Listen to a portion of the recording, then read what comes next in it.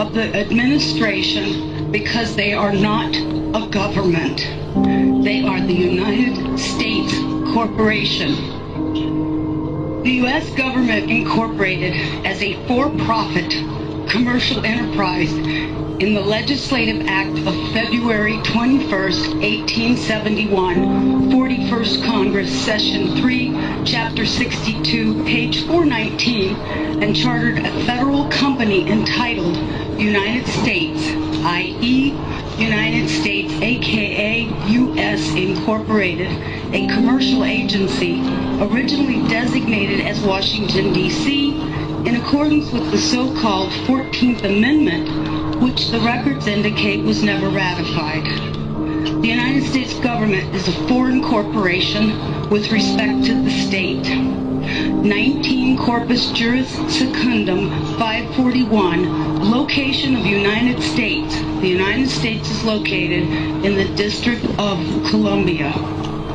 Secretary of the Treasury of Puerto Rico was appointed receiver over the bankrupt United States in the Reorganization Plan number 26 in 1950. Title 5, United States Code, Section 903, Public Law 94-564. The Secretary of the Treasury of Puerto Rico, Title 27, Code of Federal Regulations, Section 251.11. The title, Secretary of the Treasury, is a euphemistic abbreviation of the actual title, Secretary of the Treasury of Puerto Rico.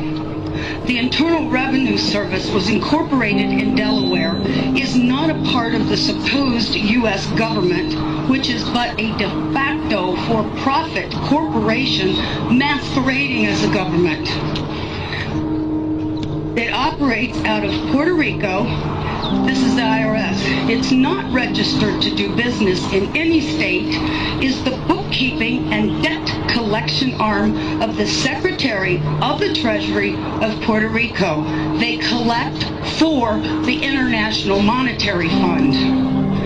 Everybody who gets up into the administration, the Congress, the legislation, all the way down to the local level are corporations, private companies. We are their chattel. We are their inventory. They make money off of us, and you don't even know how deep it goes. And I apologize for my passion about this. But when I found this out, it was the only time that I felt hatred for the evil slime who did this to us. In 1871, when the United States became incorporated, they attached our birth certificates to a CUSIP number on the stock exchange, which equals slave trade, and it's done every time a baby is born. There is a bond trust account set up, and they trade us on the stock market, and this is all documented. And I know it's shocking. Some of you are hearing this for the very first time, and you're thinking, oh my God, how could they possibly? They go so far as to trick us that, have you ever been to court and the judge says, do you understand? Don't ever say you do. Say, no, Your Honor, I do not understand. That simple little word doesn't mean what you think it does. You have just given him permission, if you say, yes, I do understand, that you're going to stand under whatever he wants to lay on top of you. The courts are admiralty courts. The judges, the attorneys, all belong to the Bar Association. It's still a little bit vague as to what bar stands for, but we do know the first word is for British. Some people say accredited, some say attorney, and a registry. They do not work for us, we the people. We the people are working for them. We don't need a gold standard. We are the value to the Federal Reserve note. we can give value to our United States currency. The Constitution that they're teaching today, as wonderful as it is to learn about a big portion of it, it's not the correct Constitution. It's actually a second Constitution, and that's the one that they wrote when they went and incorporated. In 1933, there was the Emergency Banking Act.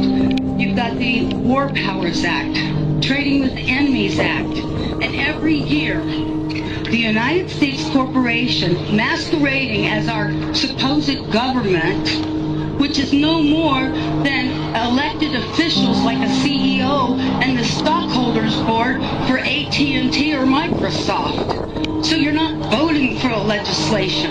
You're not voting for a representative because each and every one of them are bonded under a United States corporation. There's 37,000 subsidiaries of that corporation.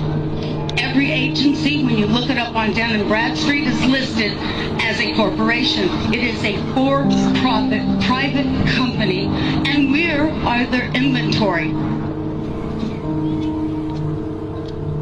I feel bad knowing that I've been enslaved all this time, and I'm sorry for the people during the civil rights, all the wonderful ones who were already in slavery and they thought they were freed. We've all been in this boat together, and people need to really wake up, and we need to hold these corporate officials' feet to the fire and insist the corporation must be dissolved, the Federal Reserve must be banned from this country, and we must turn our system of judiciary back to a common law. If there's no harm, no loss, there's no crime. And everything else is a way to get you to pay. Even the court systems are hooked up to the CUSIP system. When you get a case number on a court document and you're being charged with something, why do you think they call it a bill or being charged? Because that's exactly what's happening.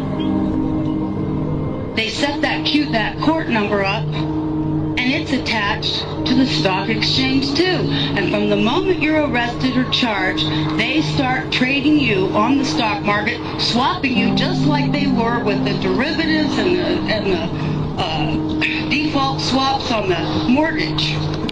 And that's a whole nother thing. We all know that's coming out in the mainstream media.